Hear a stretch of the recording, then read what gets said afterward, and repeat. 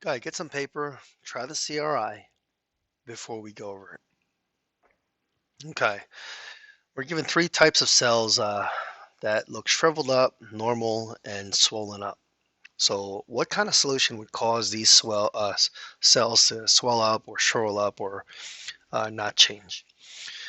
The concept you want to remember the question is about osmosis. That's what this is, an osmosis question. All right, so you should write this in your notebook and highlight it. Right, when you get a water movement question, when water moves or the cells change in its volume, it's because water's moving. That's an osmosis question. So water is always going to move to the side with higher solute concentration.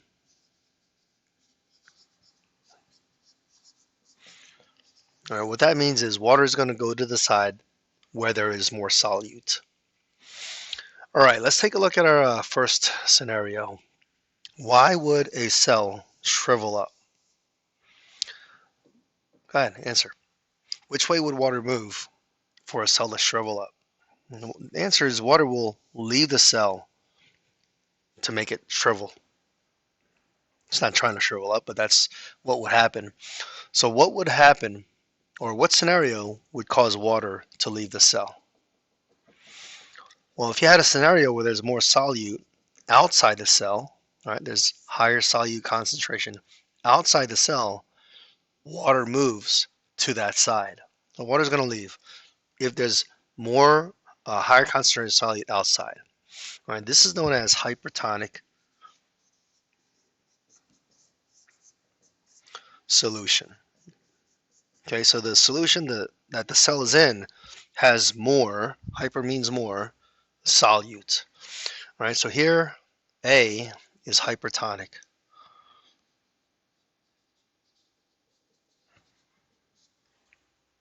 Okay, let's take a look at take a look at this one here, the third cell, the swollen up one. Why would a cell swell up? Which way would water move for a cell to swell up? All right, so hopefully you recognize that water has to enter the cell for it to swell up. Okay, so again, why would water enter a cell? Well, it's because there's not as much solute outside the cell. Okay, so there's more solute inside the cell. That's where water always goes toward. Right? This would be like fresh water, not a lot of solute outside. All right, so in that case, that solution is known as a hypotonic solution. Hypo means below. So there's not as much solute in the surroundings of the cell. Okay, so that is hypotonic. Not the cell, but the solution that the cell is in is hypotonic. All right, let's take a look at the final one here. So the final one, you have a normal cell. So water is moving in and moving out at the same rate. So water would move in and out at the same rate if the solute concentration is equal in and out of the cell. And that's known as an isotonic solution. All right, iso meaning 1-to-1 or equal. Okay, so that middle cell is normal, and cells prefer isotonic environments. This is isotonic. All right, part B.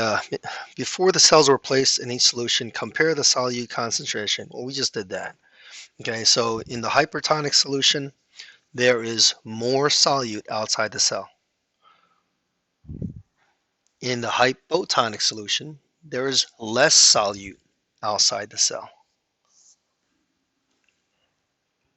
And in the isotonic solution, there is equal concentrations of solute inside and outside the cell. All right, let's take a look at part C. Describe the direction of osmosis. We already answered that as well. Describe the direction of the movement of water. All right, hypertonic cell, water is leaving the cell. Hypotonic, water is entering the cell. And isotonic, there's an equal entering and leaving the cell. So I've typed up the answer for you down here. If you want to pause your video, you can take a closer look at that.